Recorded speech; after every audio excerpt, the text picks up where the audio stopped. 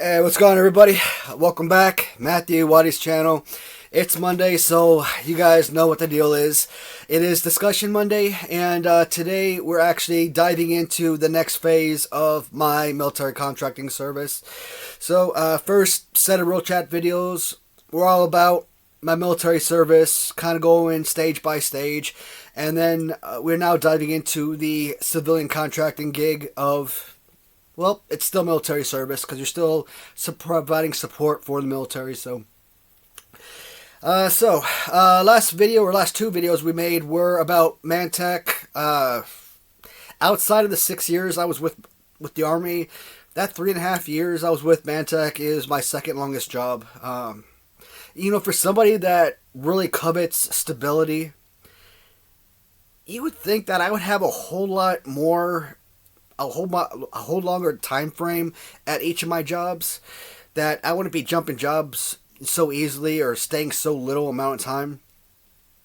But it's not like I left a lot of jobs due to me no longer being there. I was let go for whatever reason sometimes. CSA, when I was with CSA in 2010, I resigned from them because I joined Mantech. I worked for a Sara Lee outlet in Chicago from 2001 to 2004 while I was in high school. So I only resigned from them because I joined the Army. So those obviously don't count. In Mantech, you hear the BS reason why I was let go for that. Lockheed Martin, BS continues. But even though there was a lot of BS with Lockheed Martin, obviously, I worked for them twice, so there was something special about the company that brought me back. Now, my experience with Lockheed Martin right off the bat was okay. It was actually pretty solid.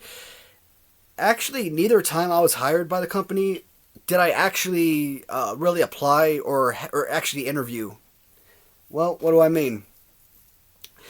Around 2015, early 2016, I was in contact with my old program manager from Mantech.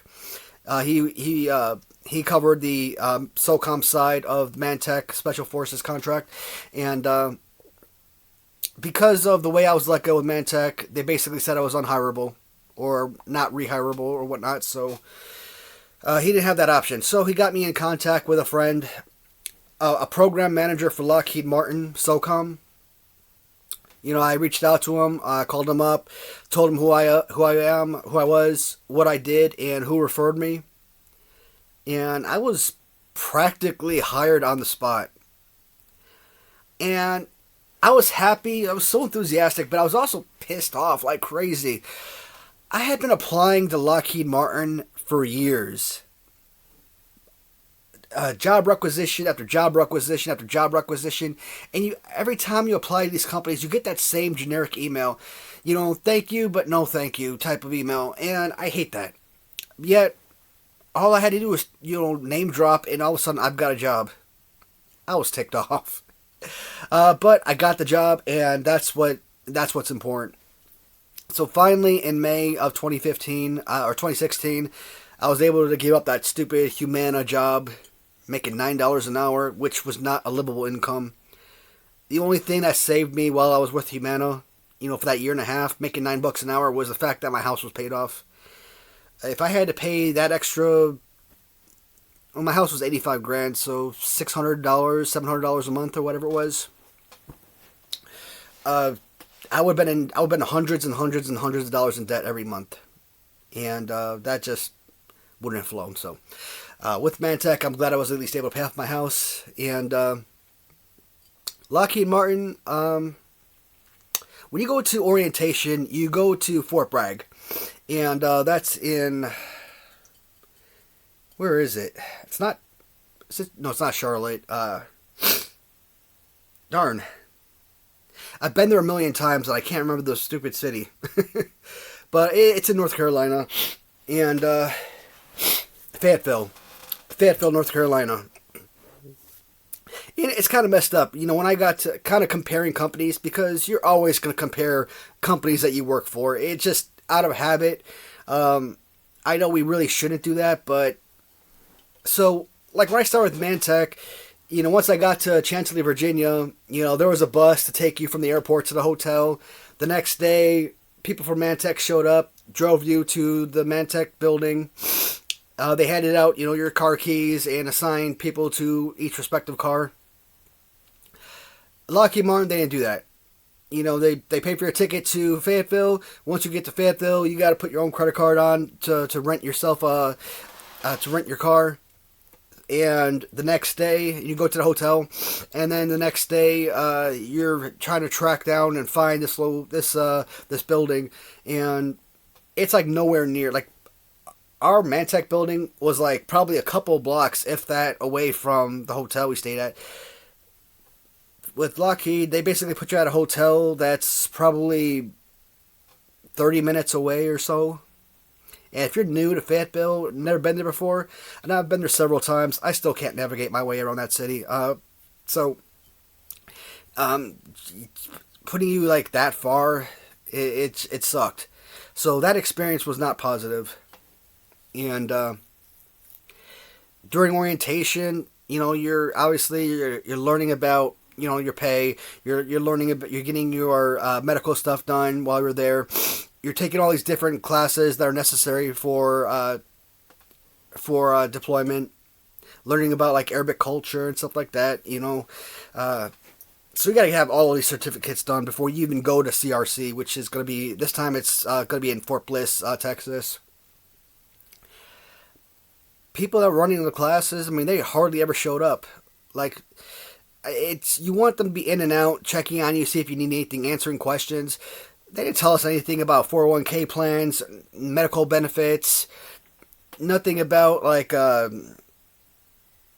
don't know, just think about anything that you would want to ask your company. We had very little information. So, like I said, the overall, from start to the time we went to CRC, I was not impressed with anything that Lockheed Martin had done. Lockheed Martin, I'm going to skip CRC because, I mean, that's not really, that's military requirements while you're at the Conus Replacement Center, so you're not really doing Lockheed business. So once I got to Afghanistan, and I think me and a group of other people, we were actually first slated to go to Jordan. When I talked to Bull, who was the program manager for Lockheed Martin, I let him know that, hey, I would love to go back to Afghanistan. I spent 3.5 years there. I know the layout. I know the different bases, different locations and all that stuff. If if a job opportunity opens up in Afghanistan, I'd much rather go to Afghanistan. So I thought when I was hired for Afghanistan, but no, I was hired for Jordan. And maybe 3 days in to CRC or whatnot, Bull calls me on the phone and asks me if I still want to go to Afghanistan. I'm like, heck yeah. And you know what? He's like, hey, go pull your TA-50 tomorrow with everyone else. With Jordan, they didn't require all that, so.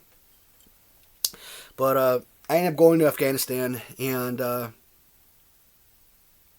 so this is what kind of messed me up, though.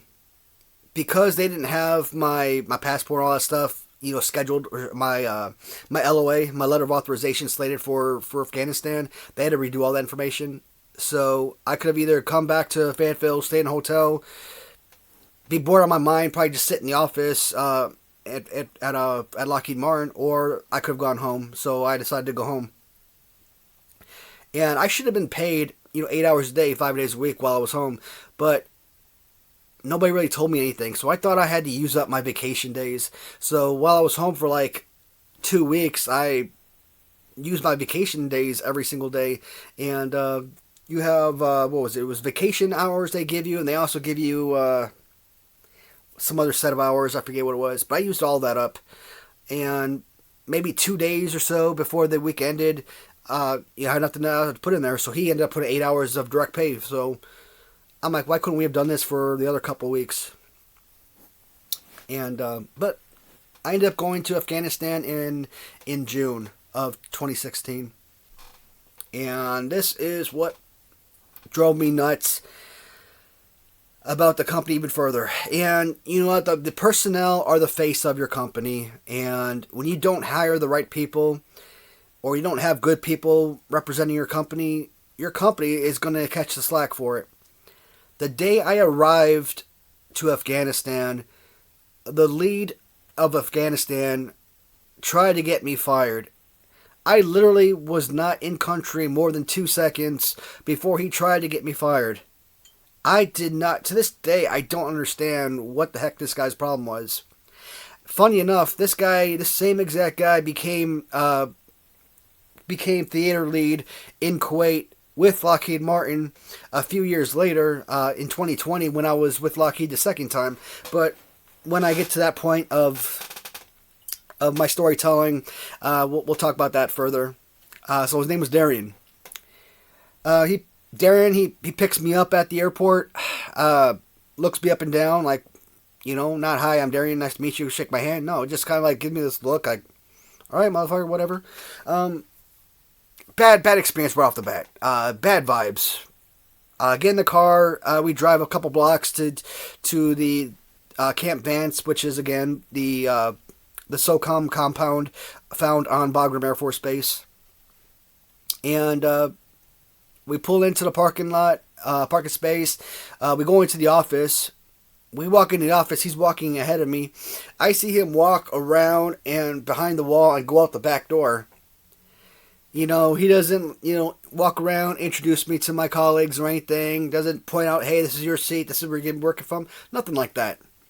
A couple minutes later, the property book officer, a really short chief warrant officer, like a CW2 or something, comes up on me. He's in plain clothes. I have no idea who the heck he is. He walks up on me all aggressively. Let me see your resume. Like, what the hell? Hi, nice to meet you too, asshole. Goddamn. like, who the hell is this guy? Like, he just literally just walked up on me all aggressive. I'm like, what do you say? I'm like, okay, so I jumped on a computer, printed out my resume, but it wasn't until like a few months later, and the supply sergeant that was there during Bagram, he came down to Camp Brown in Kandahar, and he was visiting, doing a site visit and whatnot. And he told me the story, and he's like, you got to watch out for Darian.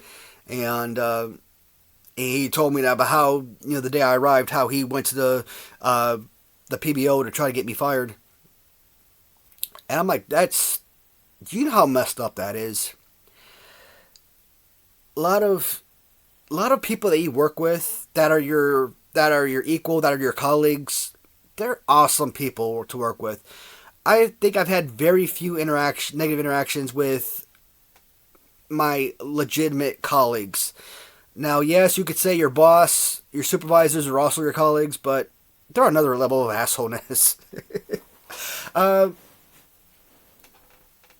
Because a lot of time with these supervisors and these leads and whatnot, they want to hire their own people. They want to hire people they've worked with in the past. They want to hire their friends. So if you've got a slot open and, hey, this guy wants to hire person A from over here, but then you come in because you've been hired before, it's like, hey, you're taking a slot away from someone else that they wanted to hire themselves. But it's like, dude, I got this job because I'm qualified for it. Now, some might argue this particular job may not have been, I may not have been qualified for. So I talked about 9-2 Alphas in the Army, which work at the SSA, the warehouse. And then you have 9-2 Yankees that are unit supply specialists. And there is a lot more detail that goes into a 9-2 Yankee than just ordering toilet paper, which essentially is all I thought it was, really. Because that's all we really ever see. You see 19 Yankees come to the warehouse and pick up their supplies that came in. That's pretty much it. Hand out binders and clipboards and stuff. But no, what we did there was legitimate work. Processing turn-in documents, lateral transfers, different change documents and stuff like that. So, turn-ins, of course. I mean, you always do turn-ins no matter where you go. But it was dealing with property book items. Unlike other jobs I've had where, you're turning in like windshields and tires and alternators and engines. This is all this stuff. This stuff you're turning in things like computers, laptop computers. You're probably turning in printers and general office equipment. If you have like these big toolkits, big expensive pilferable toolkits, that's on the property book. Yeah, you're turning those in, or laterally transfer them. Vehicles, either military vehicles or civilian vehicles. So it was just a lot more information. And yes, when I was reassigned to Fort Brown down in Kandahar, that really gave it my opportunity to really learn the system that I didn't really previously know. And I think I picked it up really fast. To me, military supply is military supply. Did I work in PBIS before? What the heck was PBIS? Property Book Unit Supply Enhanced, I think it was called. Yeah, I think that's what it was. It's been like 6-7 years since I used PBIS, so the system doesn't exist anymore. SARS-1, PBIS, CMZ, ALSG, all of these different military army systems, they all combine into one GCSS army system. And so now everybody, and then that's another thing, which is funny. Right at the end of my tour with Lockheed the first time, we were all brand new to GCSS. Nobody knew how to operate the system. We all had to go to school to learn the system and everything. And that's one of the reasons I lost my job with Lockheed the first time, is because Darian talked to the CW5 and told her that he wanted me and another guy gone. One thing is, neither one of us were part of his clique. You're not friends with someone, falling under their clique. You're a loner. You're basically fending for yourself. I was a 92 Alpha in the Army, not a 92 Yankee. He hated that fact, so he wanted me gone for that. The other guy, he was a 92 Yankee, but he was Navy and not Army, so he wanted him gone for that. It's like, we know what we're doing. In fact, because we were each at our own respective site, we were doing more than anyone else, and you're not there every day. You don't see the type of workload we put in on a daily basis, and the amount of work that I did, I kind of did with Lockheed, in an office environment, what I did with Mantech from a maintenance, perspective. I built that office up so we had all the supplies in the world. Always did turn-ins, always did pickups, ordered mass amount of items, did my lateral transfers, turn-ins, basically anything that was required, right? You want to change document, moving a computer from the S1 shop to the S6 shop, so be it. We were getting documents signed and sent up, doing reports, basically anything that was required for unit supply. And at one point, after about almost a year, I think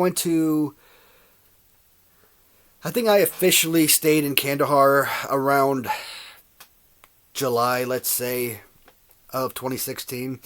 And then around April or so, 2017, he tells me and my buddy Jimmy that, we need to leave our respective sites and come up to Bagram because he wants everybody to be centrally located so he can have eyes on us. Like, what the hell does that even mean? We're doing our job and we're doing our job well. We're supporting our units. I mean, what is it that you need? And it was just a way for him to get us closer so that he could get us fired. And that is such scumbag actions right there. It sucks when you have qualified personnel who know their job, who work hard, and get along with everybody, and for whatever reason, one way or another, you dislike that person. I mean, this somebody used to, like, call me on the phone and curse me out or something because a document wasn't filled out correctly or whatnot. And it's like, sometimes, the unit would handwrite these documents. And and then they would scan it, email it to me, and ask me to forward it to Darian, and I would do that. I would forward it. Thinking, okay, this guy, he's an E4. technically he's the supply sergeant because we didn't really have another supply sergeant at the time. He obviously must know what he's doing. He's doing this, does this for a living, and I would get cursed out for it just because I forwarded the document. And I'm like, dude, I don't use handwritten documents, okay? I physically go into the system and process it through the system, so I get that electronic copy generated. So if you have any errors on this, you don't deal with me. You deal with the asshole who screwed it up. My name has nothing to do with this document, but I'm the civilian, and I'm supposed to be the subject matter expert. So yeah, did I deserve it out from time to time? Manning up, I would say yeah, sure, but this is a business. And you don't want to be in a culture where being yelled at and cursed at is the go-to every single time. He would curse me out in emails. I'm like, this guy is so freaking unprofessional. Years later, so I was only with Lockheed about a year and a half. Again, this is like Mantech. This is a company I wanted to be with for about 5 years or more. That was my goal when I got hired. 5 years minimum. And after a year and a half, not even a year and a half, so if I got hired in May of 2016, and I lost my job, let's say October 1st, 2017, we left Afghanistan probably 2 or 3 days before September ended. The only positive to come out of that is I did apply to Raytheon when I was with Lockheed, and I got an interview with one of the program managers for Raytheon, and we're on the phone for about an hour or so, and I think the interview went pretty well. Well, I mean, obviously it would have gone well because I did eventually get hired by Raytheon, but that's actually a funny story. I don't even think I was the intended applicant that was going to be hired. And why, you say? Well, I guess in the next episode that when you tune into, I'll briefly discuss that as well. I'm not going to talk about. Well, I might talk about Raytheon. It was an overseas deployment though, so I'm only going to probably talk about it for about 5-10 minutes, if that, and then I'll dive into AECOM. AECOM, I was only with them for 9 months. Bastards. So that won't be a very long video. I'm thinking if I talk about Raytheon and AC First together, probably knock that video out in about 20 to 30 minutes. Where are we at right now? So right now, this is actually a pretty good time. I don't like these videos to go more than 30 minutes, but I've had a number of them go around 35, 40 minutes almost, but these 22 to 25 minute videos are pretty good. Lockheed Martin, what more can I say, man? One of the benefits I absolutely loved about Lockheed is they were paid on a weekly basis. And our contract with Lockheed was only for 72 hours a week. And for the longest time, my lead, he had told me that, on Sundays, we had to, the first day we got there, he's like, we adhere to a day of rest. Talking about Sundays.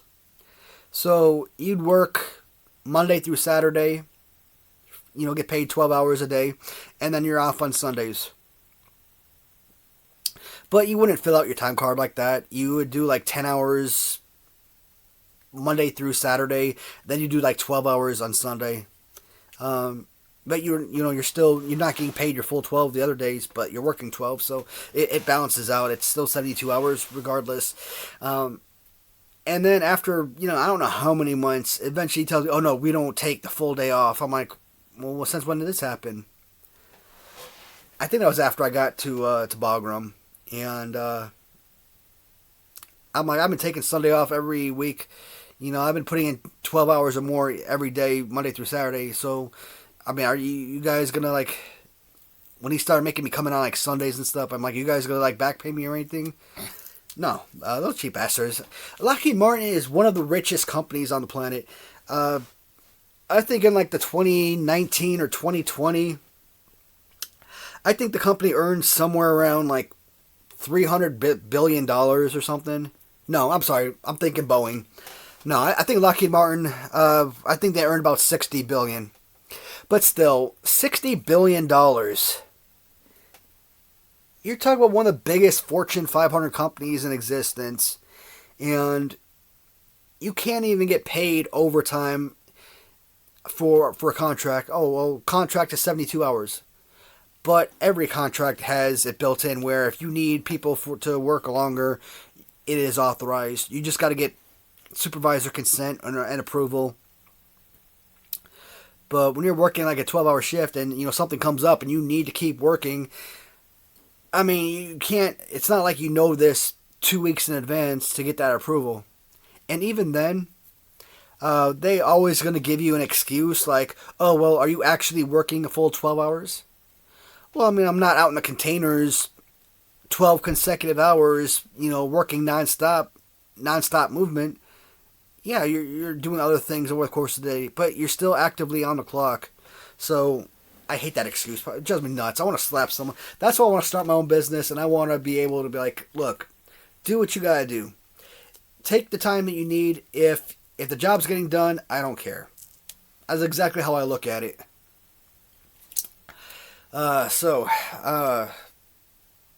Hours, 72 hours a week. With Lockheed, I was getting about $24 an hour, so already from the get-go, my pay was better than what I ever earned with Mantech. That was a positive. Their benefits, I think their benefits, health and medical, was actually some of the best. So that was another big benefit of the company. Again, you got that name recognition, one of the most famous companies in existence. So, yeah, if you want to work for a mega company with 110,000 plus employees, Lockheed Martin, that's the one that you want to go to. There were a lot of negatives with the company, don't get me wrong, but there were just so many positives. And at least the second time I worked for them, the positives are just going to skyrocket. Because a lot of things I had experienced to me the first time, I didn't have that same issue the second time. So that was definitely fantastic. Alright guys, I think that's enough for this video. It's sad because every time I end a video, I always think about things I should have said in that video, but I just don't like these videos go too long, so I'm gonna cut off for now, guys. And again, the next video we'll talk about Raytheon. Government contractor, yes, but they're also located here in Louisville. I didn't deploy with Raytheon, so I'm going to kind of combine Raytheon and AC First into one video. And the next video, we'll go back to talking about Lockheed Martin. And then that'll be it. As far as real chat videos go, I'm sure I'll still have real chats, but it just won't be about military or about contracting. It'll just be like general, Karen video reactions or something. I don't know. There are so many stories I want to talk about, but like I said, I'm not tech savvy, so I don't know how to insert clips, newspaper reports, stuff like that I really want to show off. I know that would be huge for my channel if I ever stop being lazy and take the time out to actually learn it. I'm sure I could figure it out. I'm just procrastinating big time on that. But in the meantime, I enjoy making these videos for you guys one way or the other. So, as always, thank you so much for watching. I will see you guys in the next video. Goodbye, everybody.